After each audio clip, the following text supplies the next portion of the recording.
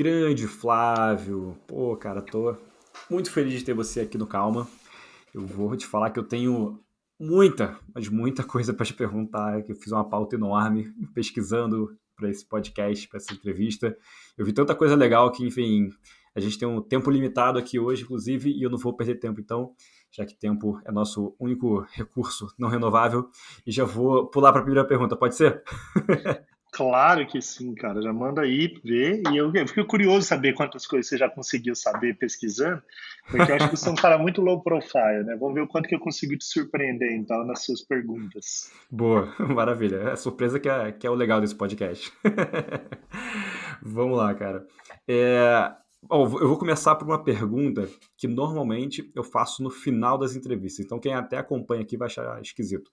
Mas, ouvindo algumas das conversas que você tem aí, né? Eu percebi que você enxerga o sucesso de uma maneira um pouco diferente. Eu queria começar te perguntando o que é ser bem-sucedido para você. Pô, já começou bem, hein, cara? Adoro responder esse tipo de pergunta. E é legal porque já dá um tom um pouco aí do nosso papo, né? Acho que a Verdade. gente vive um período na sociedade muito complexo para responder esse tipo de pergunta. A gente vive hoje um período muito vamos chamar, da idolatria ao padrão financeiro, né? Tipo assim, hoje todo mundo entende, ou a grande parte das pessoas entendem sucesso de acordo com o número de recursos financeiros que você adquire. Então, por isso você vê a galera postando no Instagram foto de avião. Você sabe até uma curiosidade, né, que eu descobri esses dias, que os jatinhos particulares em São Paulo, alguns deles no período de pandemia, eles eram alugados, e ainda são alugados ali no Campo de Marte, para a galera ir lá produzir foto e postar em redes sociais. Então, quando você vê esse padrão, né, de que bem-sucedido é isso num país tão desigual como o nosso, né, cara, num país onde mais de 20 milhões de pessoas não têm segurança alimentar. Não sei se a galera sabe disso, né, mas a segurança alimentar é que o cara não sabe o que vai comer na semana. Assim, cada semana é um desafio para as pessoas se alimentarem. E aí, quando a gente vê esse tipo de padrão, a gente tem que se questionar um pouco, né? Eu tenho uma frase que eu gosto muito, que herança é o que você deixa para as pessoas, legado é o que você deixa nas pessoas. O que será que a gente está deixando enquanto legado, né, na nossa história, na nossa trajetória? Eu acho muito difícil não olhar o sucesso hoje dentro da perspectiva do quanto que você, através do seu trabalho e da sua vida, impacta a vida de outras pessoas.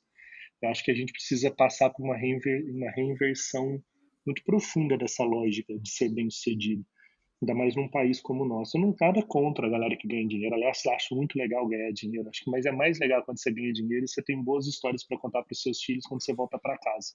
Eu acho Uhum. mais legal ganhar dinheiro e você souber ter muita consciência sobre os valores e o impacto que você gera enquanto você caminha ao longo da sua jornada. Assim. Então, bem sucedido para mim. Uma outra frase legal que eu uso muito em palestras minhas é quem vive pelo dinheiro, quando dorme acorda, quando acorda quer dormir, quer dormir. Então, quem vive pelo dinheiro, quando dorme acorda, e quando acorda quer dormir. E quem vive pelo propósito, quando ele dorme, ele descansa.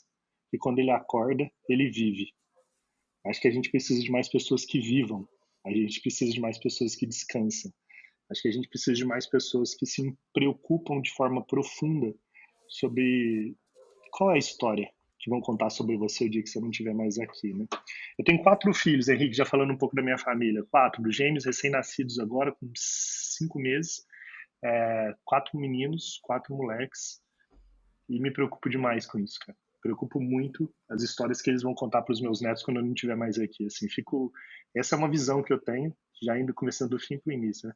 É uma visão que eu tenho há muitos anos. Assim, eu sempre me imagino fora desse planeta já, não mais aqui.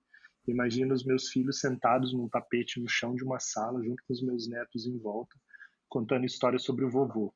E eu fico pensando que tipo de histórias que eles vão contar. Então, sucesso para mim, né? Respeito todo mundo que acha que pensa diferente, mas sucesso para mim nunca vai estar atrelado a o quanto eu acumulei de recursos financeiros, ou quanto de bens eu deixei para as minhas famílias, o quanto que eu deixei nos meus filhos, não para os meus filhos. O quanto que Sim. eu deixei nas pessoas que passaram na minha vida, e não o quanto eu deixei para as pessoas que passaram na minha vida. Muito Boa. diferença de herança para legado. É. Quem ouve sempre aqui não deve mais me aguentar falando sobre uma frase que eu ouvi uma vez de um entrevistado aqui no podcast. em que eu fiz essa pergunta para ela, e ela falou ela colocou de uma maneira que me marcou muito. Eu acabo sempre trazendo sem querer, né? Não tem jeito, especialmente quando a pessoa está muito alinhada com isso, que eu acho que é legal, que é sucesso é você se orgulhar da sua própria história. Eu acho que é exatamente isso que você falou, né? No final das contas, é tipo, acho que todo mundo, é difícil encontrar uma pessoa que não tenha caído na armadilha de deixar sua integridade de lado para fazer alguma coisa em prol do dinheiro, né? Tipo, achando que estava fazendo uma coisa boa para sua empresa, não sei o que e tudo mais, mas se você está deixando sua integridade de lado, tipo assim, cara, você vai se orgulhar disso depois, né? Então, assim, acho que isso pode ser... É um framework que eu coloquei aqui, eu adotei essa frase aqui do lado, e toda vez que eu tenho que fazer uma escolha que envolve dinheiro, eu me pergunto, tipo, eu vou me orgulhar disso depois, eu vou poder contar isso para alguém, sabe? Tipo, então faz muito sentido o que você falou. Tem Agora, muita história, cara. Só para fechar esse negócio, quando o meu primeiro filho nasceu, o Rick, ele tem 12 anos. Ele nasceu, ele tinha 2 meses de vida. E um mês, nem tinha 2 meses ainda. Eu moro em Londrina, no Paraná, e eu tava voltando de Curitiba de carro, e sozinho. E aí eu tinha um caminhão andando a 10 quilômetros por hora, e eu quis ultrapassar, ultrapasso. Quando na faixa contínua mesmo, ultrapassei, achei que dava e ultrapassei. Quando eu fiz a curva, uma blitz parada lá na frente me esperando. Aí parei o carro e tal, o guarda veio e falou, habilitação, minha habilitação sempre fica ali na carteira onde põe dinheiro, eu abri para pegar, ele viu que tinha uma nota de 50, o guarda puxou minha carteira de habilitação, R$ 50, deu uma olhadinha e tal, falou para mim, né, falou, pô, você viu o que você fez? Eu falei, pô, eu vi e tal. Aí ele me devolveu a carteira de habilitação e falou, você tá liberado. E aí eu continuei. E não é que eu continuei, não lembro, cara. Eu tava tocando alguma música na rádio, sei lá, cara, que música que era, mas era uma música muito emocionante, assim. E quando eu comecei a olhar pelo retrovisor, eu vi a cadeira do bebê conforto do meu filho, né, recém-nascido. E na hora eu comecei a chorar, cara. Na hora eu comecei a chorar, assim. E eu comecei a pensar, cara, se meu filho tivesse aqui atrás, assim, é isso que eu faria? E aí, igual você tem seu framework aí, talvez esse tenha sido um framework que mudou muito a minha história nesse dia. Eu dei a volta, peguei o primeiro retorno que tinha, voltei lá, parei o carro, chamei esse seu guarda ainda com o olho vermelho, me emocionado. Falei, cara, senhor é policial, não sei se o senhor tem filhos ou não, eu tenho um em casa, acabou de nascer, tá a cadeirinha dele aqui, eu preciso viver uma vida como se meu filho tivesse o tempo inteiro olhando o que eu faço. Eu preciso viver uma vida como se meu filho tivesse o tempo inteiro do meu lado. E o que você fez errado, o que eu fiz errado. Eu preciso que o senhor me devolva o dinheiro e aplique a multa. Porque esse é o papel. Essa é a história que o senhor vai contar para o seu filho quando chegar em casa. E essa é a história que eu quero contar para o meu filho quando chegar em casa. Então, essa coisa do framework, eu acho que talvez esse tenha sido um momento. Eu sempre falo isso numa palestra minha que eu falo isso, dos momentos que dão gatilhos assim na sua história. E sempre quando eu estou diante de um dilema, diante de uma situação, eu tenho esse sentimento assim: se os meus filhos estivessem me vendo agora, eu faria isso. Isso faz sentido. Isso, tipo... Então é como se eles estivessem o tempo inteiro me vendo, me observando, participando comigo e tal, né? Porque eu lembro de uma reunião que eu tive com um grande banco e eu falei isso, os caras queriam que eu mudasse minha palestra inteira, porque eles não queriam que eu falasse de propósito, queriam que eu falasse um monte de outra coisa, não sei o quê. E tal, uma reunião com vários diretores. E eu falei isso para eles. Eu falei, cara, se tivesse uma câmera agora filmando a nossa conversa que a gente está tendo, e os seus filhos e os meus filhos estivessem vendo a nossa conversa, os meus filhos teriam orgulho de mim, porque eu tô aqui lutando pelo que acredito. Agora me desculpa que eu vou falar, falei para eles. Os filhos de vocês teriam vergonha de vocês. Vergonha de vocês. De abrirem mão dos seus valores de maneira tão fácil, por causa do dinheiro, por causa da meta, por causa do resultado e tal. Eu falei, eu prefiro viver uma vida como se tivesse uma câmera aqui. Porque mesmo que não tenha, essa é a história que eu conto em casa. Eu não sei quais que vocês têm para contar. Nem sei se vocês estão preocupados em contar, mas eu tô. Então acho que essa consciência, né? Tipo assim, para mim essa coisa da paternidade é muito forte nesse símbolo do tipo do seu papel no mundo, sabe? Você tem filho, não? Tenho 2 filhas, 2 meninas. Então você entende a força da paternidade nessas reflexões mais profundas, né, sobre o nosso papel no mundo. Sim, totalmente. Você falou uma coisa ali que a gente precisa de mais pessoas que vivam, né? E aí eu levantei aqui alguns dados de pesquisas que você já mencionou em palestras, enfim, em podcasts, e duas que falam, né, tipo, 49% dos colaboradores abririam mão de 10% do que ganham para para trabalhar mais perto de casa, né? E teve uma pesquisa, acho que vocês que desenvolveram em alguma das empresas que eu trabalhava, que que era sobre prêmios nas empresas que tinham, tipo, você vai dar um carro zero, viagem para Disney, mas 82% das pessoas escolheram 6 meses de sextas-feiras livres, né? Isso é legal. E aí você traz um questionamento que eu acho interessante, que é você se perguntar, né? Será que eu tenho aplicado vida ao meu tempo? E aí, eu fico me perguntando exatamente, pega essas pessoas que responderam essas pesquisas, né? Que falaram que gostariam de mais tempo. A pergunta que eu tenho para você é, será que essas pessoas saberiam o que fazer com esse tempo? Porque assim, eu vou dar o meu exemplo. Eu organizei minha vida inteira, 2 anos atrás, 3 anos atrás, mais ou menos, por aí, para morar do lado do meu trabalho. E sabe o que acabou acontecendo? Comecei a trabalhar mais. E comecei a sentir falta do tempo que eu levava para ir para o trabalho, onde eu ouvia um podcast, botava um audiobook. Comecei a lamentar a perda desse tempo. Então, você acha que as pessoas, hoje, mesmo que elas reclamem, né, dessa falta de tempo, você acha que elas estão preparadas? Você acha que se perguntam, inclusive, o que elas fariam se elas tivessem mais tempo? É interessante que nessa pesquisa, quando a gente fez, né, tem uma, como tudo começou, né, o Walter Long é meu sócio, assim, em alguns projetos, e há uns 5 anos atrás, sei lá, uns 4, 5 anos atrás, o Walter me mandou um e-mail me cobrando me perguntando de alguma coisa, sabe, que eu tava devendo para ele. E ele termina o e-mail e escreve Take Your Time. Hum. Cara, foi muito profundo isso para mim, cara. Foi muito profundo. Porque eu falei, take your time. Eu falei, caraca, o cara tá me cobrando um negócio, ele fala, take your time, vai no seu tempo. E eu lembro que depois eu fiz uma palestra sobre o que o título era Take Your Time. Porque eu falei, pô, cara, a coisa mais bonita que existe na vida é o respeito pelo tempo do outro. Porque se tempo é vida, quando a gente perde tempo, o que a gente está perdendo é a própria vida. Não estamos perdendo Uhum. tempo. Então, tempo é uma coisa aí. Ele fala, vai no seu tempo, né? Take your time, vai no seu tempo. Cada um tem o seu tempo. E aí, quando a gente começou a se aprofundar nisso, a gente começou a falar sobre tempo é vida, muito no conceito da mobilidade, né? E a gente estava desconstruindo todo o conceito de mobilidade no Brasil. A gente não queria olhar a mobilidade pelo modal, a gente queria a mobilidade pelas pessoas.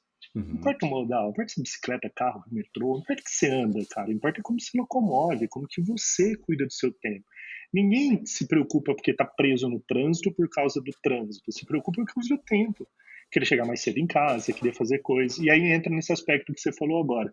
Uma coisa muito interessante que a gente vê no movimento agora atual, quando a gente olha o tempo, a gente tem que olhar o tempo perto do indivíduo. Uhum. Né? O Walter até tem um livro que fala da idade média para a idade mídia, né? Que a gente sai da média e começa a ir para a mídia. A mídia é que cada um agora é uma mídia, cada um pode Sim. falar, se expressar, cada um tem voz. Você vai lá no Twitter, que é o único que está funcionando, aliás, hoje. Você pode ir lá expressar. Você Por que pode será, né? Esses monopólios. Para quem não sabe, vai lembrar desse dia que vai estar ouvindo esse podcast lá na frente. Então, hoje é aquele dia que o WhatsApp ficou caído mais tempo na história, que eu me lembro, nunca ficou, porque já caiu 1 hora. Sei. A gente está aqui há umas 6 horas, acho que sem WhatsApp, e pessoas morrendo aí pelo mundo afora que não conseguem sobreviver sem rede social. Mas o interessante de que quando você vai para esse conceito da mídia, você olha pelo olhar da individualização. Então, quando a gente fez essa pesquisa que você citou, a gente fez, dentro dela tinha uma outra pergunta que falava, se você tivesse mais tempo, o que você faria com ele? Que é o lance do indivíduo, que é uma coisa que eu provoco pessoalmente muitos diretores e CEOs de empresas.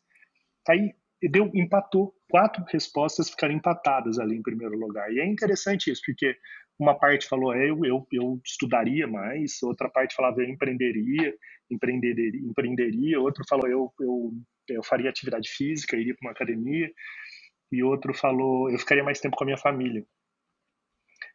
Por que é interessante os 4 em primeiro? Porque traz essa coisa do olhar individual. Não tem uma resposta, né? Não Uhum. tem uma resposta pronta sobre o que é importante para o tempo de cada um. Tem uma frase da Gol que a gente trouxe como mantra também, que não importa quanto tempo você tem, importa quanto de vida você aplica ao tempo que você tem, né? Uhum. E aplicar vida ao tempo é individual. Às vezes aplicar vida ao tempo para algumas pessoas, você vai ficar sem fazer nada e tá tudo bem, cara. Tipo assim, isso é seu. Se você tem mais tempo, o que você faz? Que maneira que você manifesta a vida ao tempo que você tem? Óbvio que entra depois agora numa outra esfera, que é a questão do movimento, que é muito importante para mim, que eu falo, cara, muita gente na inércia, o tempo está passando e a pessoa não está se movendo. Importa que caminho, a gente precisa ensinar as pessoas também a se criarem movimentos, a se moverem. Mas dentro desse aspecto, eu acho que o que a gente precisa é, assim, isso que você acabou de falar, né? A gente vivia procrastinando a vida, não tem, procrastinando, né? A gente falava, não consigo fazer academia porque não dá tempo, não consigo ter mais tempo com meus filhos porque eu não tenho tempo, não consigo não sei o quê, e no final a gente veio para um home office e todo mundo começa quando continua sem tempo do mesmo jeito, Uhum. mesmo as pessoas sendo mais senhores e senhoras do seu próprio tempo. Quer dizer, eu agora sou senhor do meu próprio tempo e mesmo assim, aquilo que eu me eximia da minha responsabilidade e dizia que era culpa do meu trabalho, do deslocamento, do trânsito, disso e daquilo para não fazer as coisas, você acaba não fazendo.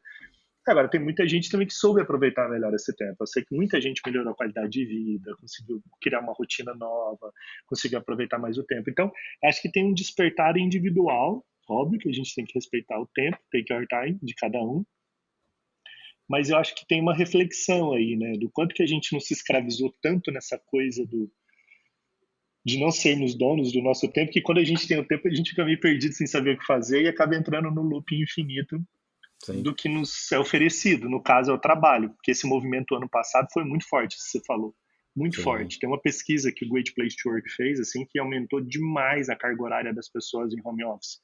As Ah, pessoas começaram a trabalhar horas a mais, óbvio que tem uma razão da insegurança, né, a economia em crise e tal, a pessoa querendo mostrar serviço, não sendo mais percebida como era antes, trabalhando, ralando mais para poder mostrar serviço, mas tem uma coisa também dessa falta nossa, da nossa disciplina, né? De falar, peraí, cara, eu não preciso trabalhar tanto tempo e tal. sim. Agora, por exemplo, né? Eu estou evitando o máximo possível fazer coisas à noite, porque eu estou com gêmeos recém-nascidos em casa, minha esposa precisa do meu apoio lá, eu tenho que estar lá e tal. Então, é uma disciplina. Às vezes não dá, às vezes eu consigo, mas eu vou lutando para administrar melhor esse tempo, porque eu sei que esse tempo meu disponível é importante para minha esposa, é importante para minha família. Sim. A gente tem que ir equilibrando esses pratos, né? É. Eu tenho a sensação de que, e eu falo até bastante sobre isso aqui no podcast, que as pessoas andam muito em piloto automático, né? E é isso, quando tem uma mudança, na verdade o que elas fazem, ela é tipo, o que eu já faço normalmente, eu já vou fazer mais, né? Tipo, só muda tipo, uma chavinha ali, mas ela não para refletir sobre como fazer as coisas, né? E E a gente vê isso muito em tudo, né? Porque você fala assim, os próprios exemplos que você usou, né? Tipo, preciso de me alimentar melhor, sei lá, fazer musculação, fazer qualquer coisa, fazer exercício. E a pessoa fala, não tenho tempo para isso. Mas você vai ver quanto tempo ela passou no Instagram, por exemplo, sabe? E deu 1 hora e meia, às vezes 5 mais. horas e 40, cara, é o tempo que o brasileiro gasta, a população hoje no mundo, segundo uma pesquisa do ano passado, que Sim, mais consome redes sociais, aplicativos no planeta. É sim. 5 horas e 40. É muito, né, cara? Você É pensa assim, ó, a muito. gente dorme 8 horas em média, vamos pôr 8 horas na média, sobra 16 horas. Dessas 16 horas, a gente passa 5 horas e 40. Cara, É, nós estamos falando de um terço da nossa vida útil, do sim, dia, a gente está na rede social, no WhatsApp, no Instagram, no Facebook, sei lá onde, consumindo sim. conteúdo. É exatamente isso. É. E curiosamente, antes de entrar aqui no nosso bate-papo, chegou uma news para mim ali, e da Marcela Ceribelli, inclusive, que enfim, tem um podcast também bem legal, chama. Acho que inclusive faz parte do podcast, assim, que é Bom Dia Óbvios. E ela conta a história de uma amiga dela que trabalhava numa agência, a agência todo mundo sabe que é uma loucura, né? Tipo, horários infinitos, enfim, você trabalha até 3 horas da manhã, então essas coisas. Aqui na agência, graças a Deus, isso não acontece, mas enfim, a gente sabe que é a realidade da maioria das agências. E, e que ela passou para o cliente. Então, ela saiu da agência e foi para o cliente, né? Que é bem comum também nesse universo de publicidade. As pessoas saem da agência e vão para o cliente o tempo inteiro. E no cliente, ela tem hora para sair, ela tem hora para acabar de trabalhar. E assim, assim, faz parte da empresa, tem que acabar, tem que fechar o computador e ir embora. E ela começou a se sentir culpada, essa amiga dela, porque ela falou assim, como uma pessoa, eu, bem-sucedida, não tô trabalhando até tarde, não tô exausta, não tô quase no burnout, sabe? Tipo assim, que se sente uma fraude, olha que loucura, tipo, a gente inverteu tudo, né? Tipo assim, os valores se inverteram, você precisa, para você se sentir bem-sucedido, né? Assim, generalizando, né, gente? Então, assim, pegando a geração que a gente vê das pessoas da meritocracia, de tudo isso, não que eu não acredite em meritocracia, tá, não é isso, mas assim, se tornou uma coisa tão popular, né, o hustle, né, tipo, você tem que trabalhar muito e tem que se dedicar muito, e muitas horas, e virar noite e tudo mais, que a pessoa se sente mal por descansar. Isso é muito louco, cara. É a inversão, assim, maluca, né, do que faz bem pra você, do que é bom pra você, o que não é, enfim, a gente vive num piloto automático, acho que foi o que eu falei, né. É, Muito piloto automático, cara. E essa é o desafio, né? Tem uma palestra minha que é Em Terra de Robô, Quem Tem Coração é Rei, eu falo isso, o quanto que será que a gente não está sendo robotizado por essa tecnologia, por esse algoritmo? A gente fica com tanto medo do robô tomar o nosso lugar, né, e dele ocupar os espaços de trabalho hoje, de modo geral, mas o quanto será que nós não estamos nos tornando robôs, né? O quanto será que a gente não ligou esse piloto automático e está levando a vida nesse piloto automático? Quanto será? Tem uma frase que eu falo muito, né? Quando foi a última vez que você fez algo pela primeira vez, né? Quando será que a gente está se despertando para o novo, né? Para novas experiências, para novas coisas? Uma pandemia foi um processo muito de descoberta para todo mundo, né? Vai ser uma descoberta curiosa, assim, por exemplo, eu não sempre fui muito urbano, né? Nunca fui muito rural, nada rural, tipo, bicho, mato e tal. E, cara, teve um período na pandemia que eu comecei a querer desbravar cachoeira com os meus filhos, assim. E a gente tentar descobrir, eu tava mó curtindo, minha esposa achava inacreditável, assim, que ela falava, como que ele tá querendo isso, assim. E eu curtindo entrar no meio do mato, tá tudo ralado, os bichos tudo comendo a gente, tá pra gente achar cachoeira. E meus filhos também curtindo, né? Por quanto será que a gente está se abrindo, sabe, para essas novas experiências, para as novas coisas, para se olhar o mundo por outra ótica e outras percepções, né? E é justamente para quebrar um pouco essa coisa do piloto automático, que a gente fica tipo, só quero isso, eu só vejo assim. É a história da polarização hoje, né? é, As pessoas estão muito convictas sobre o que elas acreditam, sobre o que é certo, sobre esses valores e tal. Vai lá nas redes sociais, critica o outro que pensa diferente dela, fica se posicionando, mas se ela não percebe que ela está numa bolha, assim. Quando será que ouvir alguém que pensa completamente diferente de você não pode te abrir novos portais? Não pode te sim, abrir novos horizontes? Ou será o quanto que a gente está disposto ao aprendizado? Os sim, novos aprendizados, né? Talvez a gente, é, essa coisa do piloto automático é um pouco também desse exercício do quanto que a gente está aberto para aprender, né? sim.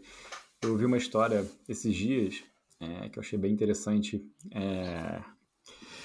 que é o seguinte, é uma escritora, ela fala sobre negociação, pesquisadora, escritora, né? E ela estava no carro com o filho dela, e o sinal estava fechado, ela estava ensinando cores e leis de trânsito para o filho, porque ela morava num lugar muito movimentado, ficava com medo, né, de acontecer alguma coisa com ele, então estava tentando ensinar para ele, ele tinha 3 anos. E ela virou para ele e falou assim, o sinal tá vermelho, a gente parou, não, a gente parou no sinal, que cor, a gente parou e que cor tá o sinal, né? Aí ele falou assim, verde. Ela falou, não, o sinal não tá verde, a gente parou, lembra, a gente tá parado, qual cor tá o sinal? Aí ele falou, verde. Ela, ué, estranho, né? Enfim, pô, ele costuma enxergar bem, tipo, não tem problema com cores, e começou a fazer uma pesquisa pra saber se ele era daltônico, sabe? Tipo assim, começou a tentar entender o que estava acontecendo. E aí, uma semana depois, eles pararam no mesmo sinal, e ela estava sentada atrás, porque a sogra dela estava dirigindo o carro. E ela percebeu que onde ele sentava, onde estava a cadeirinha dele, da onde ele estava sentado, ele não conseguia ver o sinal na frente, ele só viu do lado. E que estava de fato verde, né? E aí, que essa história, o filho dela já tem mais de, sei lá, 30 anos, tipo, tem muito tempo, mas a história marcou tanto ela exatamente por, por ela perceber que, dependendo de onde você senta, né, você pode de fato ter uma experiência diferente, você pode ver coisas diferentes. E isso abriu muito ela inclusive, fazer essa pergunta, né? Tipo assim, cara, o que, que eu não tô enxergando? E perguntar para os outros, o que, que eu não tô vendo aqui, sabe? Porque ela até dá exemplos, fala assim, cara, uma pessoa de vez sentada, 5 pessoas sentadas na mesma reunião podem estar vendo coisas diferentes por causa do background delas, porque elas estão prestando atenção na parte que diz respeito a que é a responsabilidade delas, e de repente elas não prestaram atenção no que é a responsabilidade do outro. Então elas podem estar na mesma reunião e todas elas terem enxergado coisas diferentes, ou porque elas tiveram uma conversa antes com o CEO que você não teve. Então, assim, é muito difícil, né? E você precisa estar, de fato, aberto para entender o que você não está enxergando e não ficar fechado, né? Como você falou, tipo, não polarizar totalmente, falar assim, tipo, não, essa pessoa, eu tô certo, essa pessoa tá errada, e eu não vou nem ouvir, né? Tipo assim, Tenta entender, tipo, o que que você não está enxergando? Qual é o problema dessa pessoa que você não está enxergando? O que que ela viveu que você não sabe, né? E aí, a partir daí você tenta, tipo, ver como é que você pode E fazer para mesmo que você descubra, né, que a visão dela é diferente da sua e que você assuma que você prefere caminhar com o seu ângulo de visão do que do outro, respeitar o ângulo de visão do outro, né? Aquilo que o que Sim. nos une é muito mais poderoso do que aquilo que nos separa, né? A Uhum. gente ter o foco mais naquilo que nos une do que o que nos separa, eu acho que traria uma compreensão maior sobre o todo, né? Sobre, sabe, esse olhar um pouquinho mais humano, um pouquinho mais compreensivo sobre o momento do mundo que a gente está vivendo hoje. Então, eu acho que tem um desafio grande aí. E aí entra no learning, entra muito no learning, entra no conceito de lifelong learning. Entra Uhum. muito esse conceito da gente entender que a vida é um aprendizado. Né? O Walter Long tem uma frase que eu gosto muito, que ele fala que o sábio de hoje é o que entende que é um grande idiota, assim, que ele não sabe absolutamente nada. Sim. E o idiota de hoje é o cara que se julga convicto de alguma coisa e que ele acha que ele tem alguma informação e que ele sabe alguma coisa. Sim. E é exatamente, há 20 anos atrás a gente é acostumado ao contrário. O sábio era o que detinha o conhecimento. Que você mandava uma pergunta, era o Google há 20 anos atrás, né? Aquelas pessoas intelectualmente mais preparadas, que já tinham mais maduras, tinham sido mais vividas. Né? E o idiota era o que não sabia nada, assim. Você perguntava, o cara falava, não, o cara não sabe absolutamente nada. Hoje é o contrário. O cara que acha que sabe tudo, e que talvez saiba, é um grande idiota, né? Uhum. Enquanto o cara que sabe muito, o grande sábio de hoje, é o cara que tem humildade para dizer, cara, me fala mais sobre isso. Que Sim. tem essa compreensão. Eu fui para a África do Sul em 2019 com a minha família e aí eu fui fazer um tour sobre a história do Nelson Mandela com meu filho. E várias histórias legais lá, mas teve uma de Nelson Mandela que me impressionou, que eu fiquei assim, falei, cara, que história boa essa, né? Ele falando sobre exemplo de liderança, ele contava, e o grande exemplo de liderança para Nelson Mandela era o pai dele. E o pai dele era tipo um cacique de uma tribo indígena lá, não chegava a ser uma tribo indígena, mas de uma colônia lá aqui na África do Sul. E ele falou que o pai dele, ele, é o seguinte, todas as discussões que ele tinha, eles sentavam em círculo, o pai dele ouvia todo mundo e só falava no final. O pai dele nunca falava antes. Ele respeitava a opinião de todo mundo, ele ouvia todo mundo e no final ele falava algo. E que ele fala que esses dois movimentos de liderança é uma coisa que sempre impressionou muito ele na figura do pai. Apesar do pai ser a maior autoridade que tinha lá, ele não, nunca ele sentava numa posição que as pessoas ficavam de frente para ele num púlpito conversando, sempre em círculo, ele sentava em círculo, então ele era mais um ali naquela roda, e ele sempre falava por último. E eu queria ouvir todo mundo para depois falar. Eu falo, cara, tipo, muito atual, né? Sim. Tipo, precisa ser muito atual para a gente olhar para a liderança de hoje, né? Quanto que será que a gente não precisa voltar a sentar em círculo? Quanto será que a gente precisa aprender a ouvir mais? Sim. Falar no final. É um bom exercício para a gente entender que talvez a sabedoria esteja muito mais presente em movimentos como esse do que nessa grande massa convicta sobre direita e esquerda, comunismo, fascismo, aí não sei o que é, e tal, essas grandes convicções que a gente vai levando por aí, sem ter um olhar sobre o todo, sobre o humano, né? Que eu falei no Sim. começo, agora no país tão desigual, né? Será que não tem mais coisa para nos unir agora do que para nos separar?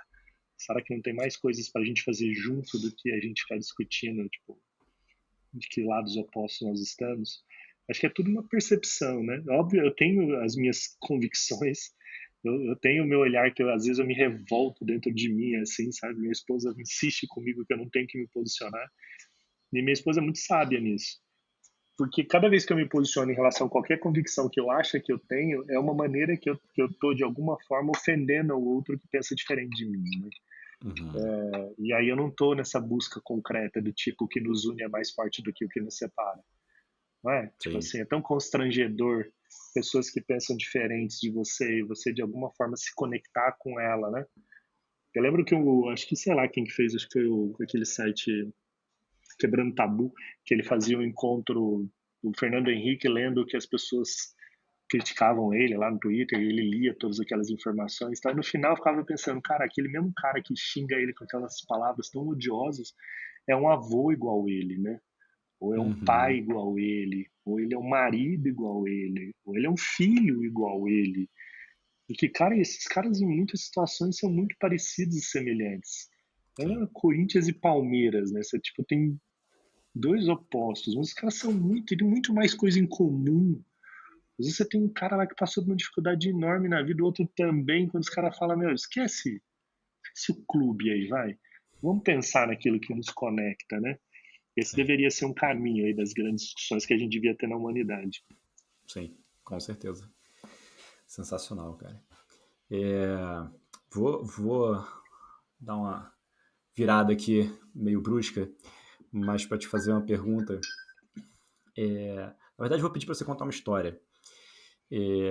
Vou trazer uma frase do Seth Godin que eu gosto muito, e eu acho que você vai já conectar qual é a história. Senão eu dou uma dica. Mas o Seth tem uma frase que ele diz que fazer o que ama para os amadores, amar o que faz é o mantra dos profissionais. E eu ouvi você contando a história do seu filho no posto, que eu achei sensacional. Você lembra qual que é? Lembro, claro, cara. Esse é um tema também muito recorrente, né, em casa, assim, coisas que a gente fala assim, que, assim, tem um movimento, até só para contextualizar, não sei se quando você ouviu eu contextualizo isso. Eu falo sobre propósito há uns 12 anos. Eu tive a oportunidade de ouvir quando ele começou em palco, assim, eu estava na frente, foi uma das primeiras palestras. Ele fez um TED e depois ele fez essa palestra com Simon Sinek. Há muitos anos, ele estava começando, estava num evento lá nos Estados Unidos, um evento pequeno, ele foi contratado para abrir ou fechar o evento. E eu estava lá, e quando ele trouxe esse conceito do Golden Circle, né, tão famoso do por que você faz o que você faz, não só o que e o Sim. como você faz e tal. Eu lembro que eu não dormi essa noite, assim, eu fui para casa e falei, caraca, tipo, eu montei uma palestra, eu queria escrever um livro, eu falava, caramba, tipo assim, eu fiquei muito impressionado com isso. Me conectei direto, assim, eu falei, cara, é muito profundo isso. Eu lembro que muitas coisas que eu fiz, talvez, na minha vida profissional foram despertadas ali. E aí eu montei uma palestra e eu passei, então, muito tempo fazendo palestras sobre que você tem que descobrir o porquê você faz.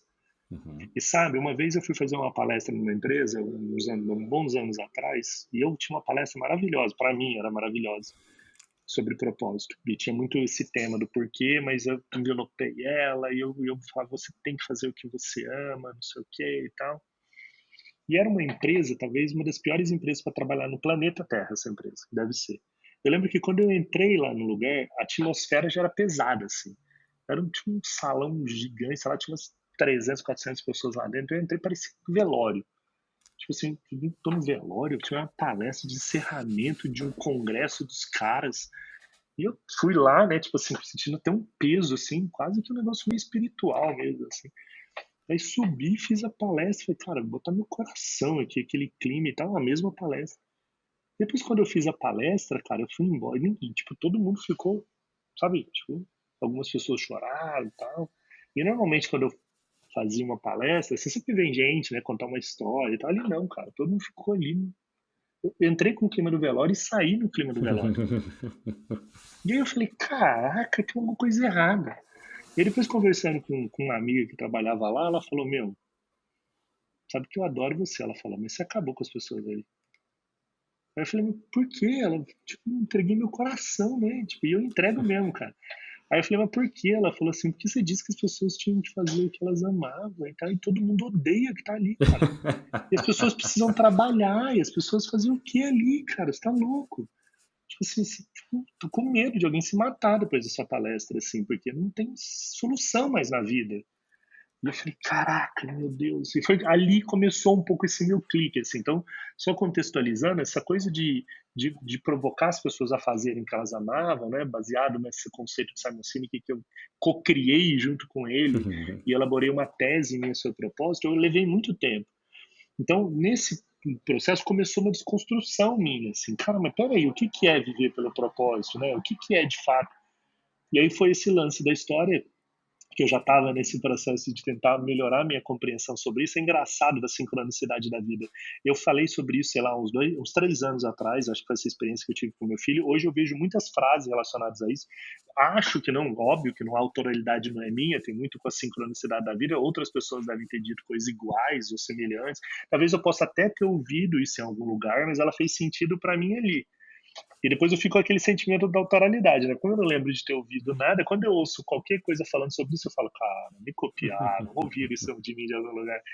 Mas não, eu tenho certeza que não, que isso alguém já tinha dito isso muito antes. Mas eu tava num posto de gasolina com meu filho, tentando esperando para pedir para encherem o pneu do carro, porque a bomba ficava a bomba de encher pneu ficava na bomba de combustível. E aí veio um frentista, falou, não, já vejo e tal, tipo, demorou uns 3 minutos sem nada, veio outro e, enfim, tipo, sei lá, a gente ficou um tempão lá e a gente via a má vontade das pessoas em me ajudar. E aí eu falei, vamos embora, né, a gente enche o pneu em outro lugar. E aí meu filho me perguntou isso, falou, papai, por que as pessoas não amam o que elas fazem? Eu falei, aí que me deu um clique, assim, que eu falei, caraca, é isso. As pessoas não precisam fazer o que elas amam, elas precisam aprender a amar o que elas fazem. E aí a minha tese é, quando você faz o que você ama, quem define você é o que você faz. Aí comecei a lembrar de um monte de amigo meu, assim, que o cara que trabalhava na Ford há 20 anos e que tinha o maior orgulho de ser o cara da Ford.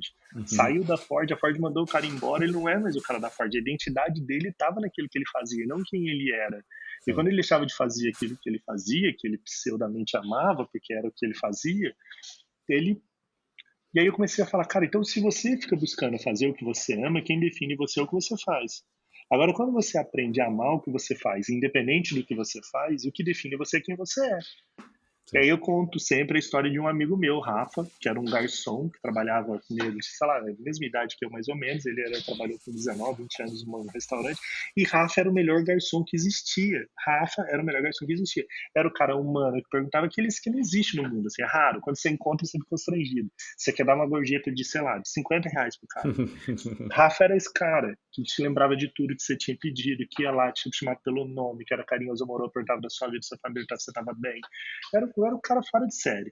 E Rafa um dia atendendo um senhor, esse senhor tem no jantar, dá o cartão para ele e fala: Você pode falar comigo amanhã cedo? Aí quando o Rafa olha o nome do cartão, depois era o presidente da Renault, que estava passando pela cidade na época, e ele foi lá, ele foi contratado pela Renault. Rafa, ele começou como aquele cara que faz vistoria de entrega do carro novo, depois de vistoriador ele passou a ser um analista, depois ele virou um não sei o quê. Rafa hoje é diretor da Renault e trabalha na França, Cara. depois de 20 anos. Agora, o que é curioso de Rafa? Rafa é o mesmo garçom. Uhum. Cara, eu tenho orgulho de falar isso. Rafa é o mesmo garçom. Rafa era vistoriador do carro, o mesmo garçom. Rafa é o mesmo garçom, porque o coração dele é o mesmo. Sim. Rafa trabalha hoje como diretor da Renault, como ele trabalhava como garçom. O que quer dizer isso? Rafa ama o que ele faz, colocava o coração em tudo que ele fazia, independente do que ele fazia. A Sim. ponto de hoje ser diretor da Renault, que ele coloca o coração, trata as pessoas com respeito, pergunta o nome. Rafa, toda mulher que faz limpeza, que cuida, ele conhece todo mundo na Renault. Rafa, eu conheci, fazia tempo que eu não falava com ele, eu fui para Lyon em 2019, num trabalho, por causa do Welcome to More. E aí eu conheci uma mulher que trabalhava na Renault num evento que eu estava lá em Lyon e eu falei de Rafa, ela começou a falar de Rafa para mim. Ela falou, você conhece Rafa? Eu falei, conheço. Ela falou, você não tem noção. Rafa, e aí ela começou a me contar. E eu fiquei emocionado quando ela ficou contando. Que eu falei, cara, é o mesmo amigo meu que era garçom, cara, é o mesmo cara. E aí entra muito nessa coisa em Terra de Robô, quem tem coração é rei, né? Na palestra que eu faço, porque você tem que colocar o coração. Então tem muita gente aí que vai me buscar no final de semana, tem que descobrir, fazer não sei o quê, vai para retiro, tira o sabático, procura o guru, vai atrás dos Buda, não sei o quê, fica acordando 4h57 da manhã para ver os milagreiros da internet, os gurus de pau para te dar alguma receita do bolo para você ser a pessoa que vai encontrar o seu propósito, enquanto é mais simples, né? É É. muito mais simples. A gente precisa urgentemente aprender a colocar o coração em tudo que a gente faz, urgentemente a amar o que a gente faz, independente do que a gente faz. Porque só assim que o mundo vai te conhecer. Às vezes Sim. alguém está ouvindo esse podcast agora e fala: Ah, mas você não sabe, eu trabalho numa empresa igual aquela que você falou aí, que parecia um velório quando você foi e tal. Falei, cara, eu queria voltar ao tempo e fazer a minha outra palestra, que nasceu depois dessa minha consciência, assim. E É. voltar lá e ensinar essas pessoas a amarem.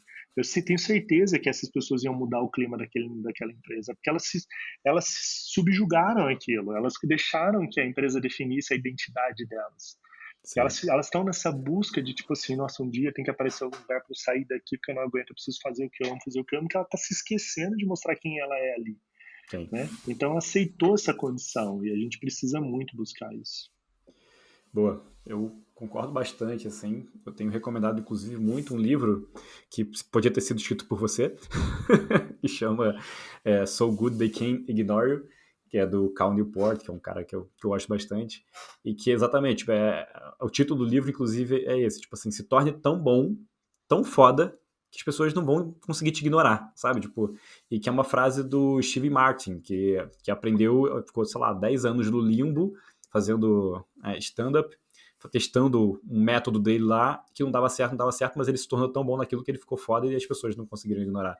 E é muito, muito legal o livro, porque ele fala exatamente isso, né? Que quando você faz, você busca, né, tipo, pautar sua vida, a sua carreira no que você ama, é isso, você acaba sendo muito definido e pelo que você faz, e também, assim, você ser feliz não tá na sua mão, tá na mão da empresa, sabe? Tipo, então, se você ama o que você faz, você vai ter que encontrar uma empresa que te traz felicidade, que te traz satisfação. Não, tipo assim, se você ama o que você faz, né? Tipo, se você aprende a amar tudo que você faz, não, tipo, aí tá nas suas mãos. Você que tem que ser foda, sabe? Você tem que fazer aquilo aí, você tem que colocar. Então, fica mais fácil, né? Você tem um poder ali. E acho que faz bastante sentido. E acho que casa com uma outra coisa também, que essa galera dessa empresa que você citou, também tem que lembrar que as pessoas têm escolhas, né? Não é para você ficar mudando de emprego, buscando alguma coisa que, nesse sentido, né, tipo assim, que vai satisfazer o seu propósito, seu propósito pessoal, que tá alinhado com o que você ama. Mas, assim, às vezes a gente tem que lembrar que a gente tem escolha, né? Tem um texto do Seth Godin também, que eu gosto muito, que ele fala exatamente no final, enfim, ele vai falando sobre isso, sobre a diferença entre obrigação e escolha. E aí ele fala assim, tipo, se é uma obrigação, então você não tem uma escolha. Então, tipo assim, alguma coisa que você de fato é obrigado a fazer. Mas, se você tem uma escolha, e normalmente as pessoas que vivem em volta da gente, elas têm, né? Tipo assim, Uhum. existem as pessoas que não têm escolha de fato, mas a maioria das pessoas que vivem perto da gente, elas têm escolhas. Elas podem mudar. Tipo assim, então não trate como obrigação. Só, tipo assim, e ele fala, tipo assim, on the choice, que é tipo, assuma suas escolhas, sabe? Tipo assim, então é isso, tipo assim, cara, se você tem uma escolha, tipo, ou você assume e ama o que você faz, ou então muda. Já é tão simples quanto isso. E ponto. Exatamente. Pô. Cara, o que é. Eu não sei nem como eu falo isso. Education. Education, né? A Education. integração de advertising mais education, né? O quanto que Isso. a gente fala muito, o quanto que o poder da publicidade, da propaganda pode se conectar ao propósito da educação. Aí é uma empresa nova, né? Que é a Upper, que a gente fundou ano passado, muito focada nisso, assim, a Natura fala há 20 anos sobre sustentabilidade, conta as histórias através de propagandas incríveis, que o que eles fazem, e de fato eles devem fazer na Amazônia, em projetos de biodiversidade, enfim. Mas quantas pessoas eles ensinaram sobre sustentabilidade, né? Então, essa discussão do quanto que será que a gente não tem que começar a olhar a história da propaganda hoje, né? A gente fala da quarta onda, né? A gente sai do brand and content e talvez a gente tenha que entrar agora por learning content ou para o brand learning, para a marca que ensina, a marca que gera aprendizado. Aí, esse é um conceito que está começando esse movimento no mundo, né? Nos Estados Unidos já fala muito sobre esse conceito de learning organizations, como que as empresas vão ter que toda empresa ser uma empresa de educação. E essa é a nossa missão, assim. Toda empresa, não importa se ela é uma padaria da esquina, se ela é um hortifruti, ou para a Natura, para a Petrobras, para as maiores empresas do planeta, assim. Todas deveriam ser uma empresa de educação. Todas deveriam tangibilizar o seu propósito através da educação. Aí esse é o conceito de education. O conceito de education é sai do brand and content e vamos para o education. Vamos tangibilizar a marca, vamos tangibilizar nosso propósito através de educação. Aí também é uma nova educação, né? Aí não dá mais para olhar a educação pelo prisma e pela mesma ótica que a gente olhou aí nos últimos 50 anos. Não dá Uhum. mais para imaginar que dando uma aula, colocando um EAD e tal, a gente vai conseguir reter a atenção das pessoas a ponto delas se desenvolverem, crescerem, participarem, né? E conseguirem se engajar com esse novo aprendizado. Tem um estudo americano que diz que do aprendizado humano, 10% é conhecimento. E ele é um estudo, você vê, de 1990 alguma coisa. Eu acho que ele faz muito mais sentido agora do que fazia na época. Tanto acho que por isso que esse estudo nunca foi tão debatido. que o aprendizado humano, 10% é conhecimento, 20% é conexões com outras pessoas e 70% são experiências que você vive ao longo da sua vida. Cara, se a gente parar para pensar hoje, né, na enormidade de conhecimento que é gerado, pensa bem, né? O meu filho tem celular, sei lá, ele tá com 12 anos, tem desde os 10, acho que foi quando a gente liberou para ele. Ele tem na palma da mão dele todo o conhecimento do mundo. Praticamente, o conhecimento do mundo está ali na mão dele. Não existe pergunta sem resposta, ele aciona o que ele quiser. Se ele não quiser, estiver insatisfeito com as aulas dele, quiser clicar numa em Stanford e assistir alguma aula de Stanford, ele vai assistir. Ele tem o que ele quer na palma da mão. Então, o conhecimento em si não é mais o diferencial sobre o aprendizado. E aí, quando você olha para esse estudo, você fala, cara, faz muito sentido, né? Porque a gente aprende muito mais trocando com o outro.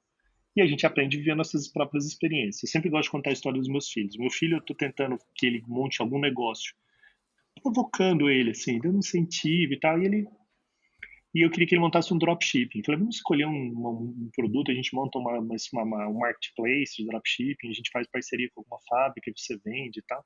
Ele é louco por futebol. E aí a gente está, sei lá, 2 meses falando disso. Eu vejo que ele eu dou uma, eu falo, consegui um curso para você, vai lá e faz, ele desanima, não vai. Aí eu arrumei um cara que é da consultoria para ele pediu ele ligar e não ligou. E aí, questionando isso porque foi esse final de semana, ele recebeu 3 amigos dele em casa. Aí tô lá fazendo hambúrguer para eles e tal, batendo um papo com os moleques e tal, super legal quando eles estão juntos. Aí eu falei para eles, meu, vocês querem abrir uma empresa de sócio com o Rick? Aí todo mundo, aí comecei a explicar o negócio. Não, eu tô falando pro Rick abrir um dropship. Primeiro eu olhei para ele e falei, você topa ser sócio desses amigos? Aí eu vi que ele ficou todo empolgado. Uhum. Henrique, cara, isso no sábado à noite. Hoje, na segunda-feira, tudo que meu filho tá falando que vai fazer em 2 meses, ele fez em 2 dias. Já montou o grupo com os amigos, já distribuiu tarefas entre eles, já passou o curso para eles assistirem junto. E eu fiquei refletindo sobre isso. Eu falei, cara, olha isso, cara. Que é o lance das conexões. A gente não quer fazer sozinho, a gente quer fazer Sim. junto. A gente não quer mais aquela educação que é alguém falando, eu, pai, falando para ele o que ele tem que fazer, dando dicas, caminhos e tal. Ele não, quando ele começou a trocar com os amigos, eles estão descobrindo o caminho entre eles. Como? Criando suas próprias experiências. Né? Então hoje ele já me deu outras ideias, que ele já conversou com os meninos, que eles vão montar um canal no YouTube, que eles já acharam um cara que vai ajudar, e que eles estão dividindo as tarefas entre eles e tal. Aí eu tô nesse papel de facilitador. Eu falei, filho, vai lá, se vocês precisarem de mim, vocês me chamem. O que eu posso fazer é ter, papai conhece muita gente, de ajudar, convidar algumas pessoas para darem uma aula, dar uma consultoria, ajudar e tal. Então faz muito sentido a gente olhar a educação hoje por essa perspectiva do fazer, de tirar as pessoas da inércia. Você vê esse grande movimento aí das fórmulas de lançamento da vida, né? Cara, o Hotmart faturou mais de 20 bilhões no ano passado. Agora, o que são essas promessas? Fique rico em 30 dias, do 1.000 ao 1.000.000, emagreça em uma semana, aprenda a falar inglês em 45 dias e tal. É tipo um milagre, a osmose. As pessoas que ficam dizendo que desenvolveram o método, a fórmula dos 5 passos que vai mudar a sua vida. Só que 99,9% desses cursos são só conhecimento. Não conectam ninguém e não provocam experiência nenhuma. Aí tem uma galera que, tipo, sei lá, de cada 1.000, você vai ter 5 pessoas que elas iam viver a experiência independente do que for. Uhum. Se você ensinasse pro cara a fazer bolo, é aquela pessoa que ela já ia pra cozinha e já montar o bolo. Ela não tá preocupada em saber a receita, ela já queria viver a experiência dela. Aí a galera pega esses 5 que ia fazer qualquer coisa, porque ela já tá nata nela, e ficam usando elas como os videozinhos que eles gravam pra falar, tá vendo, eu mudei a vida daquele cara e tal. Aí outras 995 acreditam, mesmo sem elas terem esse vídeo, e entram lá para ficar sentadinho no computador, assistindo a aulinha lá, achando que por osmose, assim, que eu terminar a aula, um pó mágico vai brilhar e eu vou ficar rico, vou ficar magro, vou aprender a falar inglês, e que tudo vai mudar na minha vida, né? E a galera meio que deixa rolar isso, né? Tipo assim, deixa eu acreditar que é por osmose, né? Tipo, Sim. tá vendendo, tipo, botando aluno aí dentro, estão fazendo 6 em 7, 7 em 8, 8 em 9, sei lá, o número que eles fazem e tal. Então, o que foi o desafio nosso quando a gente falou do education é, vamos trazer as empresas para o game, né? Pô, cara, essas empresas sabem muito, tem muita sabedoria acumulada em um monte de negócio que pode mudar a vida de muita gente. Eu falo muito da Ambev, a Ambev tem o melhor modelo de gestão aí, né? Segundo a própria Ambev, muita gente Uhum. concorda com isso. Mais de 400 mil bares e restaurantes quase faliram no período da pandemia. Será que se a Ambev compartilhasse um pouco do conhecimento que ela tem de gestão com esses clientes, né? Não poderia mudar a vida de alguns? Será que não está na hora da gente olhar o learning como uma ferramenta de diferencial competitivo para o mercado, com uma visão de advertising? Então, um pouco isso que a gente faz. Aí o que a gente faz hoje na Upper também é criar o cenário full. Então, desde o brand, a conexão, plataforma, tecnologia, a gente é sócio de uma empresa americana que desenvolve plataformas de streaming. Daí a gente faz o white label de OTTs, a gente tem uma equipe de roteiristas, produtores, a gente produz conteúdo e a gente faz muita parceria com agências, né? Então, isso que eu falei quando eu vi aqui é o item, tudo a ver com a gente aqui, de se aproximar e desenhar projetos juntos. Chegar clientes aqui, a gente encaminhar e vocês ajudarem a envelopar, fazer o trabalho de comunicação, de marketing digital, de posicionamento dessa área de educação, porque a gente teve que ser full service meio forçado, porque as Uhum. empresas não estão preparadas para absolutamente nada do que a gente está discutindo agora. Então, falar para eles montarem uma área de educação, produzir conteúdo, editar vídeo, produzir vídeo, ou criar uma campanha de marketing digital para posicionar os projetos deles. A gente tem um projeto na área do sono com uma grande empresa do sono que vende colchão. A gente falou, cara, você não tem que vender colchão, você tem que ensinar o brasileiro a dormir melhor. Sim. O seu propósito deveria ser esse. Mais 70% dos brasileiros dormem mal. Esquece vender colchão. Vamos transformar todos os seus vendedores em especialistas do sono. Vamos criar documentários sobre o sono. Vamos criar o curso mais fabuloso do mundo sobre o sono. Vamos de fato ensinar as pessoas a dormirem. Como consequência, você vai vender mais colchão. Sim. Como consequência, não como objetivo final. O objetivo final vai ser transformar o sono do brasileiro. E os caras super entenderam isso. Só que aí Legal. tem uns desafios, né? Eles entenderam, mas precisa da agência para fazer o marketing digital, porque eles não vão ter esse braço, enfim. Por isso que a agência para nós principalmente as agências que atuam mais no digital, é um parceiro importante para a gente, assim, de duas vias, né? Tanto para posicionar a Upper no mercado, quanto também para a gente poder ter parceiros que ajudem a construir projetos junto com a gente. Boa. Bom, vamos conversar depois daqui, com certeza. E fica a dica aí para todo mundo que tem agência aí, ó, o upper.live, o site aí da Upper para quem quiser conhecer mais. Boa. Engraçado, você falou essa coisa do conhecimento, das formas de lançamento e tudo mais. Tem uma frase que eu acho muito engraçada, que eu adoro, que é do Derek Sivers. Ele diz que se conteúdo fosse a salvação, todos nós seríamos bilionários com barriga de tanquinho. E é bem isso, né, cara? Porque é o que eles prometem, né? Só que no final das contas é o que você falou, né? O que vale é movimento, o que vale é ação, né? O que vale é você, cara, sentar e fazer a parte chata. Tipo, todo mundo sabe, tem um amigo meu que fala isso, todo mundo sabe o que é preciso para você ficar sarado. Você precisa comer bem e fazer exercício. Só. Tão simples quanto isso. Quantos E fazem, né? De cada 1.000, exatamente. quantos Fica seguem todo a mundo risca, né? procurando uma fórmula. Não, porque se eu fizer, eu vi essa dieta, eu vi esse exercício, não sei o que. Não, cara, vai ser cansativo e vai ser chato. E é isso, e acabou, e pronto. Só assume, só resolve. E aí faz o que a gente falou, né? Tipo, ama isso, ama o processo, ama fazer exercício. Encontra, tipo, cara, você pode até tentar encontrar um exercício que você ame, mas é mais fácil você amar fazer exercício, porque, cara, é sempre cansativo, né? Tipo, fazer exercício cansa mesmo, é pra suar. E é engraçado que eu tava ontem falando com um amigo meu isso, que eu tava falando, cara, tipo, que eu preciso fazer exercício, tô mais sedentário agora e tal, né? E tava, o ano passado eu tava tipo, tudo. E aí eu tava falando isso pra ele, falei, cara, esse negócio de exercício, eu preciso de alguém que estude o meu biotipo. Eu não acredito que todo mundo tem que fazer tudo. Eu preciso de um nutrólogo, que faça meu exame de sangue, veja meu DNA, entenda qual é o tipo de alimento que eu tenho que comer melhor, qual é o tipo de exercício que combina com o meu corpo. Mas eu acho que todo mundo tem que fazer as mesmas coisas e tal. E aí você falando agora, eu falei, cara, tava dando um monte de desculpa para não fazer o óbvio. Para não fazer o óbvio, né? Que é tipo assim, meu, Sim, come menos, faz um pouco de atividade física, não importa qual, e para sim. de querer ficar. Pois é, assim, é porque assim, eu acho que é lógico, você consegue avançar depois. Todos esses estudos, as pessoas são especialistas, elas têm razão para ser. Eu já fui nutricionista e foi excelente, foi a época que eu fiquei melhor. Mas a verdade é que eu comecei só tentando me alimentar melhor e correndo, sabe? Tipo, fazendo as coisas que eu deveria fazer. E eu vou colocar esse podcast aqui, cara, porque o link do podcast que eu tô trazendo, onde o Derek fala sobre isso, em que ele fala sobre tipo, no final das contas, a conclusão dele é, tipo, cara, o que você tem que fazer é simplesmente calçar o seu tênis e sair correndo, porque ele fala sobre a diferença entre fácil e simples, né? Em que ele fala que é o seguinte, ele fala assim, correr uma maratona é simples, você coloca a sua roupinha de correr e você corre 44 quilômetros. Ele falou assim, só que não é fácil, né? Então, mas só que no final das contas, assim, tipo, o que vai fazer diferença é isso, você calçar a porcaria do tênis e sair para correr. É tão simples quanto isso. Só calça o tênis e sai, amarra o tênis e sai para correr. Só que a gente fica botando desculpa, a gente fala, não, tem que comprar a roupa, eu não tenho tênis adequado, não sei o que e tudo mais. Você fica Eu tenho colocando que um ver monte meu de. biotipo para saber se a corrida ela tá, se ela está adequada para Adequada, exatamente. E o meu eu tenho um DNA e amigo, tal. cara, que ele foi que o cara mais me ensinou sobre isso de fato, na prática, porque ele tava gordo, com quase 100 quilos, fumando, bebendo pra caralho. Encontrou com um amigo que tava sarado, que era gordo, sedentário que nem ele. Ele falou assim: caralho, o que você fez? Ele falou assim: eu saí, comecei a correr e me alimentar melhor. Ele falou assim: tá bom, vou fazer isso também. E de fato fez isso sem fazer nada, sem nutricionista, sem ir na academia. Ele corria na rua com All-Star, de All-Star, tá? Ele correu 1 ano de All-Star, depois ele comprou um tênis decente. E ele fazia exercício na rua, nessas barras de rua. Se eu te mostrar a foto do maluco, você não acredita. O antes e depois dele é inacreditável. O moleque ficou sarado mesmo, assim, sabe? Tipo assim, e Quanto só tempo? fazendo isso.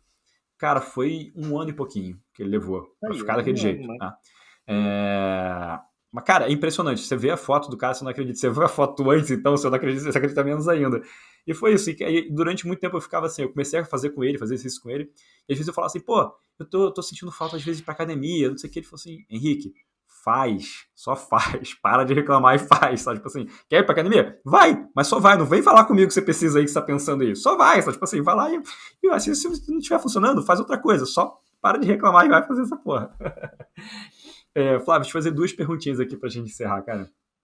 Uma que eu sempre pergunto para todo mundo aqui, os ouvintes reclamam se eu não perguntar também, que é quais são os 3 livros que mais impactaram sua vida. Assim, e não precisa ser, pode ser livro de qualquer coisa, tá? Pode ser autoajuda, pode ser romance, pode ser qualquer coisa, assim, não tem uma regra aqui não, tá? Cara, muito livro, hein, cara? Eu sou um cara que. Eu tenho uma coisa que eu falo muito com o time aqui todo, né? Que eu falo da cocriação, né? Eu adoro cocriar. Assim, quando eu pego um livro muito bom, eu desespero, porque eu invento muito junto com o livro. Eu vou criar uma palestra, eu vou ter um insight, eu vou reunir todo mundo aqui, vou tomar outra ideia, a gente vai mudar o rumo da empresa, porque aquele livro. Eu sou muito de cocriar, assim. Então, às Não vezes até conheço ninguém assim, não. fico marcando as coisas e falo, caraca, tipo, eu me envolvo mesmo e gosto de Sim. co-criar. Eu acho que é para isso que todo mundo escreve coisa. Não é porque alguém vai me dar a receita mesmo. Nunca acreditei nisso. Nunca tive Sim. um livro e falei, nossa, esse livro foi o livro do meu guru que mudou a minha vida e tal. Mas deu muitos insights, assim, né? Sim. Então eu lembro muito de The First Thing in the First Place, é um livro do Stephen Covey, que é um livro que marcou muito minha vida, assim, que é tipo as primeiras coisas em primeiro lugar, que é um livro que falava sobre muitos princípios, que eu fiz muitas reflexões sobre ele. Como é que é o Tem nome? The livro First King, The First? The First Thing in the First Place. Boa. E tem e aí, assim, então, aí tem muito, cara, assim, de livros que eu acho que de gestão, que me deram muitos insights. Eu falei de Simon Sinek aqui, e depois li, né? A palestra do cara já era o livro, então, tipo, assim, eu li o livro, parece que eu já tinha visto, né, tudo, porque tem uma galera que também enche linguiça no livro, você, num resumo de 10 páginas, você já aparece o cara, já é o livro inteiro. Mas como o livro tem que ter 200 páginas, o cara, tipo, cria Total. história, fica escrevendo um monte de coisa e tal, porque a tese já estava ali, já, né? 100%. Mas esse livro Princípios, aí eu sou um cara desse, né? O livro Princípios do. Esqueci o nome do autor agora. Vou pesquisar aqui já mostro. É O um do Ray livro também que Dalio. me provou. Isso, do Herdalho. Um livro também que eu curti muito. E livros que não tiveram tanto peso, mas que me ajudaram. Eu gostei muito da Cabana, um livro que depois, né, virou um filme e tal. Tipo, ele virou meio um mantra em casa, assim. Tipo, uma vez por ano eu e minha esposa a gente assiste esse filme. Porque a gente foi muito impactado pelo livro, depois a gente viu o filme. E ficou, é um livro que aí traz outro tipo de reflexão, né? É esse livro que eu não fico cocriando junto, que você cocria emoções, né? Sim. É legal isso, assim, é um livro que... E por fim, então, acabando, acho que ela traz uma reflexão muito interessante, assim, para paternidade, para essa visão do que é importante. É igual um filme do Adam Sandler, Clique. Aquele Uhum. filme. Clique é um filme que eu falo, cara, é um filme mó bobo, mas que é um filme que, cara, eu me derreto no filme, assim. Eu já assisti Sim. 50 vezes esse filme e eu falo, cara, tipo, meu, se eu tivesse um controle passar a vida, aquelas cenas no final, né, que as escolhas que ele vai fazendo e depois ele perde a família, perde todo mundo, fala, Jesus, aquele É. filme eu acho muito legal. E tem um livro que chama O Evangelho Maltrapilho. Aí é um livro mais cristão, mas era uma pegada completamente desconectada assim, da religião em si. É a história de um ex-alcoólatra, ele chama Evangelho Maltrapilho Brennan Manning. Ele é um ex-padre, um ex-sacerdote e tal, e que ele sempre foi alcoólatra. A vida inteira ele foi alcoólatra, ele era sacerdote, ele era alcoólatra e tal. Então um dia ele encara o alcoolismo. Esse livro me fez viver uma experiência muito especial, assim. Eu li esse livro e eu falei, tipo, uma outra compreensão sobre meu papel, quem eu era, humildade, sobre uma série de valores, assim. E eu quis visitar uma vez o AA, porque eu fiquei tão impressionado, né, cara, com os Alcoólicos Anônimos, até aquela oração deles no começo dos Alcoólicos Anônimos, é um negócio, cara, acho que é uma das orações mais profundas que tem, assim, no mundo. Né? Quem não conhece tem que conhecer aquela oração que os caras fazem na abertura. E eu tava fazendo uma viagem, tava impressionado ainda, tipo, essa coisa de co-criar emocionalmente com o livro, eu tava ali pensando como que minha vida podia se adequar ao que eu tinha sido impactado naquele livro. Eu estava em Campo Grande, no Mato Grosso, numa viagem a trabalho, e um dia à noite eu falei, cara, eu vou visitar o Alcoólicos Anônimos. E aí eu procurei, fui visitar, e eu, tipo, entrei lá, eu tive que mentir, até o pessoal que estiver ouvindo aí me perdoa pra quem sabe que eu tava lá. Falei que eu tinha um problema com bebida, não tinha nada, mas, cara, foi uma experiência muito transformadora. Porque ali, cara, tipo, é uma galera que não tem muito, não estão lutando muito para cuidar da sua vaidade, não tá lutando para mostrar para o mundo que é sem máscara, cara. Ali é a pessoa que ela é na mais plenitude da sua vulnerabilidade, das suas falhas, dos seus defeitos. O que é mais impressionante, que eu fiquei emocionado só de falar, é o quanto que essas pessoas se ajudam, sabe? O quanto que a pessoa, eu tava lá e uma pessoa tinha caído, sei lá, tinha bebido, tava não sei quanto tempo sem beber, e ela conta que ela bebeu, naquela hora todo mundo abraça ela e fala, você continua sendo amada, não sei o quê, e tá um negócio emocionante, assim, cara. Eu saí dali transformada, assim, eu falei, caraca, tipo, por que que o mundo não é assim, né? Por que que a Uhum. gente não é assim no mundo? Por que que a gente não é mais vulnerável no mundo? Por que que a gente tem liberdade de dizer quem nós somos e a gente ter mais esses encontros vulneráveis, né, com outras pessoas? A gente o Murilo Gun, muito amigo, né? O Murilo Gun, eu lembro que uma vez eu tava na casa dele, ele tava mostrando uns 2 anos atrás que o Murilo tá de guru agora, né? Um guru muito mais espiritual. O Murilo tá vivendo uma busca incansável para essa nova espiritualidade. Mas eu lembro que uns 2 anos atrás, 3 anos atrás, na casa dele, ele tinha feito uns negocinhos de conversas profundas. Era tipo uns tabletezinhos de que guarda copo e que tinham perguntas mais profundas. E ele falava, cara, vem amigo em casa, a gente fala, escolhe um aí, sorteia. E tinha perguntas do tipo, e aí, o que que você vai... Qual que é o seu maior sonho? Qual a maior dor Uhum. que você já viveu até hoje? Ele falou, cara, porque senão os encontros é tudo tipo, ei, seu time de futebol, ei. Aí foi lá no churrasquinho, tudo. Fala, cara, é só na superfície, cara. Às vezes você tá com um amigo seu que é um tempão e ninguém faz uma pergunta do tipo, cara, tipo, teve alguma dor profunda que você sentiu? E é engraçado isso, porque os Estados Unidos traz muito isso, né? Você vê Oprah nos Estados Unidos, Oprah, tinha um programa tipo, tipo lá para os Estados Unidos, é, sei lá, o programa da Rede TV lá, da Luciana Gimenez, Uhum. óbvio, com suas devidas proporções. Mas lá os caras falam assim, então, eu quase morri e eu fiz uma reflexão sobre quem eu era no mundo, só que tudo é muito profundo, assim, sempre tem uma discussão a mais, assim. E a Sim. gente fica muito, né, então, fechando aí, já fazendo quase um podcast dando a resposta para você. Esse livro, Evangelho Maltrapilho, eu indico muito para fazer uma reflexão maior, assim, sobre o que de fato importa, assim, sabe? Na nossa história. E tem aí, a Brené Brown agora também, cara, estou impactado com a Brené Brown. Impactado. Coragem para liderar.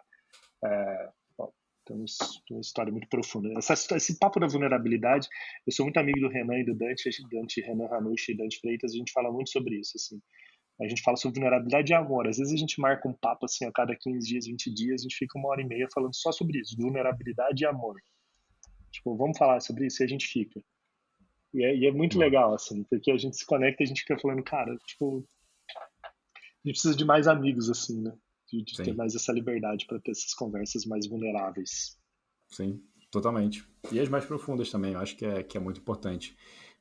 assim, por sorte, eu acho que eu tenho amigos que gostam disso, então toda vez que a gente se encontra, a gente Legal acaba indo isso. para lugares muito loucos, assim, desse tipo de pergunta mesmo, de tentar, tipo, questionar as coisas mais óbvias, né, assim, essa coisa do piloto automático que a gente estava falando. E meus amigos são completamente diferentes, então isso ajuda bastante. Eu tenho um que anda descalço na rua e, tipo, que não liga pra nada, assim, não se importa com dinheiro. Tem um que é, tipo, trabalha executivo, uma mega empresa. Tem eu que sou empreendedor e que me fodo todo dia. Então, assim, cada um tá numa É uma vibe legal esse completamente encontro. diferente. Então, assim, a gente acaba trocando muito e se ajudando muito, né? Trazendo perspectivas diferentes também, né? Pra, tipo, pro executivo não idealizar a vida, achando que a vida do cara que não liga para dinheiro é a mais legal, porque isso acontece, né? Tipo, porque você, pô, eu tinha que ser músico mesmo, eu tinha que fazer isso, eu tinha que curtir a vida, que nem você. Ele fala, mas cara, você ia de repente, de vez em quando, atrasar a conta de luz, você tá disposto? Sabe, tipo, aí, cara, calma aí, não. Então, não, né? Então, você tem essas perspectivas diferentes, assim, acho que é interessante a gente ficar discutindo isso e, tipo, se aprofundar nisso, é bem legal. Cara, a última pergunta Legal. aqui é, se você pudesse falar com o seu eu de 10, 15 anos atrás, tem alguma área ali, alguma esfera da sua vida que você falaria assim, cara, Flávio, mais calma nisso aqui. Calma. Perguntar qual seria a área que você pediria para você ter mais calma, mais paciência, ou mais sabedoria, talvez. É engraçado o tema desse podcast porque eu sou visto como um cara calmo, né? Todo mundo me conhece, fala, pô, você é um cara calmo, o jeito que você fala, calmo. Mas ao mesmo tempo eu sou muito acelerado, muito acelerado, Uhum. muito acelerado. E é engraçado essa pergunta porque é a resposta que eu falei pro meu filho agora. Esse final de semana a gente estava falando sobre com os amigos e eu falei isso para eles. Falei, cara, se eu pudesse voltar há 20 anos atrás, não é que eu tipo, mudaria minha vida por causa de grana e tal. Eu, fechar com uma história, vai. Eu adoro contar história. Tipo, há quase Vai. 5 anos atrás, estava visitando uma empresa que queria que eu palestrasse sobre mobilidade. E não sei se você já deve ter ouvido essa palestra em pesquisas que você fez. E aí eu estava lá, essa história. E eu estava lá, uma empresa gigante, São Paulo, estava com o presidente, mais uns 6 diretores na sala, e os caras, nossa, tem que falar sobre mobilidade num evento gigante que eles iam fazer. E os caras queriam que eu fosse um dos palestrantes principais e tal. E eu, lisonjeado, estava lá, ouvindo os caras e eles me pautando. Não, porque a gente quer que você fale sobre isso, sobre aquilo, sobre o carro autônomo, sobre não sei o quê, sobre o robô e tal. E eles levaram um monte de documento e tal. E eles queriam minha opinião sobre o evento, porque eu faço Welcome to More, e queriam pautar minha palestra. Eu falei, cara, e eu o tempo inteiro falava, cara, eu não vou. Não entendiam, né, tipo, o que eu estava querendo dizer ali. E ele insistia, o presidente ainda estava incomodado, assim, que ele falou, cara, tipo, que pessoas, assim, eu quero que você fale sobre o transporte do futuro e tal. E aí nisso entra uma senhora para servir café. A gente estava no meio da reunião, ela entra, com uma bandeja cheia de xícara e tal. E ela começa e para, né, um pouco a reunião ali, porque ela fazendo barulho, servindo as xícaras. Eu aproveito aquele momento e começo a conversar com ela. Pergunto, como que é seu nome? Ela fala, Dona Maria. Eu falo, Dona Maria, prazer, meu nome é Flávio. Dona Maria, me responde uma pergunta. Como que é a rotina da senhora? Casa-trabalho, trabalho-casa e tal? Quanto tempo a senhora demora saindo da sua casa para chegar aqui e ir embora? Ela fala, meu filho é muito puxado, eu demoro 2 horas para chegar e 2 horas para ir embora. Eu falava, nossa, dona Maria, 4 horas a senhora gasta se deslocando casa, trabalho, trabalho, casa? E ela, sim, filho, 4 horas. Eu falei, dona Maria, como é a rotina? Que hora a senhora acorda? E ela, acorda 5 horas da manhã, prepara o café dos meninos, 6 horas tem que sair, sai 6 horas da tarde, chega 8 horas da noite, prepara a janta, prepara o almoço do outro dia, fica um pouco com os meninos e vou descansar. Eu falei, dona Maria, deixa eu fazer uma pergunta para a senhora, que eu não quero que a senhora se sinta constrangida para responder. Mas eu perguntei quanto tempo ela trabalhava aqui no começo, ela 35 anos trabalhava na empresa, parece se aposentar. Eu falei, dona Maria, nesses 35 anos que a senhora trabalha aqui, alguém dessa sala ou de qualquer lugar dessa empresa se preocupou com o tempo que a senhora gastava se deslocando casa a trabalho, casa?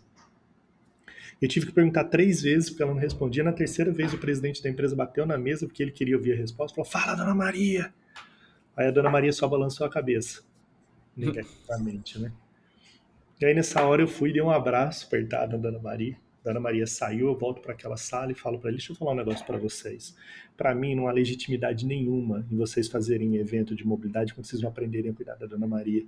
Eu não tenho interesse nenhum em falar sobre tema nenhum que vocês estão dizendo aqui, enquanto vocês não puderem olhar para a Dona Maria e cuidarem da Dona Maria. Então, o conselho que eu dou para vocês: cancelem o evento de vocês, aprendam a cuidar da Dona Maria e depois vocês vão falar por algo que vocês fazem aqui dentro da sua companhia. Porque, por enquanto, a Dona Maria está 35 anos, gastando 4 horas se deslocando, casa, trabalho, trabalho, casa, e vocês não tiveram nunca nem a dignidade para perguntar para ela qual era o tempo que ela gastava se deslocando. Aí, óbvio, terminou a reunião, né? Meio tensa. Um diretor falou: te acompanha até a saída. Peguei minha mochilinha, minha companheira que leva todo lugar que eu vou, pus minha mochilinha e tô indo. E aí até era longe pra caramba, assim, é uma empresa grande, até chegar na saída, eu chamando um táxi ali pra me esperar, o cara em silêncio, esse diretor não falava nada.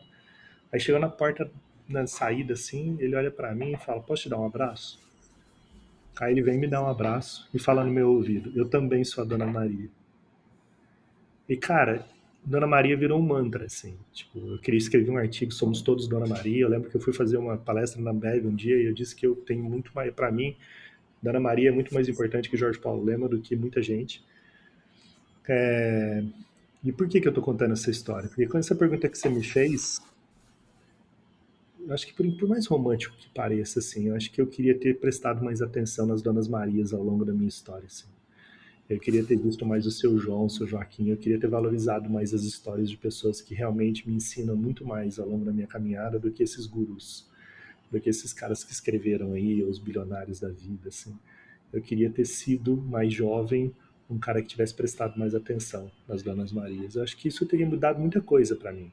Não é só porque eu acho que seria importante para as Donas Marias e São João, mas eu acho que teria causado em mim talvez uma sensibilidade e um aprendizado que teria me feito acertar mais coisas, assim, que teria me feito escolher melhor os meus caminhos, que teria me feito ter uma percepção maior, assim, sobre o meu papel no mundo, sobre o papel dessas pessoas. Tem um projeto nosso que chama aqui Invisíveis e Extraordinários, assim, que eu sou louco para fazer há muito tempo, assim, de contar a história desses invisíveis e extraordinários. Aí, para fechar, uns 6 meses depois, eu volto nessa mesma empresa, por uma outra razão, um patrocínio de um outro projeto que a gente estava envolvido. Estou lá sentado na sala de espera, quem passa é a Dona Maria. Chamo a Dona Maria senta do meu lado, a gente em 10 minutos de conversa, ela me conta que ela é semi-analfabeta, tinha vindo do Nordeste sem nada, só sabe escrever seu próprio nome. Mas a Dona Maria começa a falar dos filhos dela. A Dona Maria não reclama de absolutamente nada. A Dona Maria fala de um filho que se formou em Direito, o outro que tinha entrado em Arquitetura. A Dona Maria começa a contar para mim o orgulho que ela tem de os meninos são voluntários, trabalham em projetos sociais, de dignidade, dos valores. Então, quando a Dona Maria fala, eu começo a ficar com o meu olho vermelho, começo a chorar.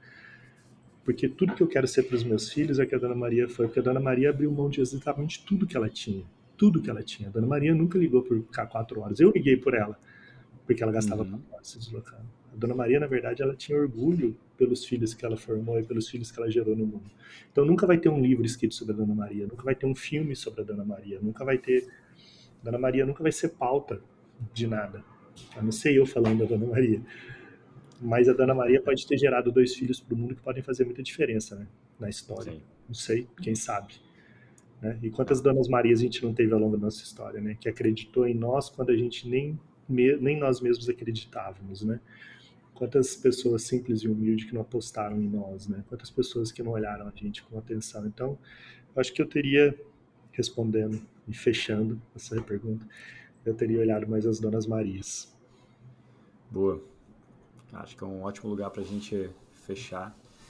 Eu acho que faz total sentido, inclusive, porque se você parar para pensar naquilo que a gente falou lá no início, né, que ser bem sucedido é se orgulhar da sua própria história, acho que a Dona Maria e muitas outras pessoas como ela, talvez se tivessem escolhido ganhar mais dinheiro, né, não teriam conseguido criar os 2 filhos da maneira que ela se orgulha tanto. Né? E às vezes muita gente tem que abrir mão de algumas coisas em prol de outros, né, cara? E é bonito isso, né? Exatamente. Cada escolha é uma renúncia, né? Já diz aí o clichê, mas muitos clichês acabam sendo verdades, né? Então, assim, acho que faz total sentido e muito bonito isso, inclusive, de essa sua reflexão, porque é isso, acho que a gente está vivendo um momento, até no mundo da publicidade, em que as marcas estão perdidas, porque elas tiveram o poder de comprar a mídia ali durante muitos anos, né? E elas colocavam dinheiro para ter suas mensagens espalhadas.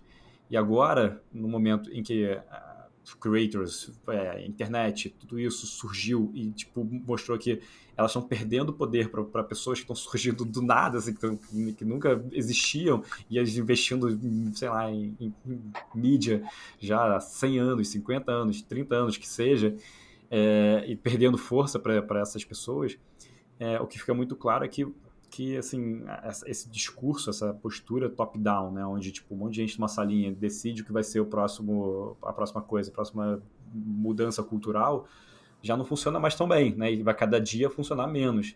Então você ouvir as pessoas e conversar com as pessoas e entender o que está acontecendo, entender de fato os problemas delas, tentar resolver problemas de verdade e não ficar achando que você tem a solução para tudo ali. Então conversar com pessoas pode ser inclusive a solução. E se você, acho que todo mundo que conversar com as Donas Marias e seus Joões, como você falou, do mundo aí, cara, tem tanta coisa para aprender, tanta história boa, tanta história de sucessos, inclusive, sabe? Tipo assim, que pode te ajudar bastante, pode ajudar todo mundo e me ajudar também.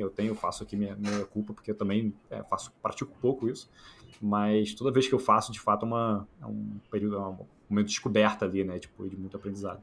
Então faz total sentido, cara. Obrigado pela sua participação, obrigado por ter disponibilizado seu tempo para isso aqui, inclusive, generosidade aí no seu tempo, que eu sei que é escasso.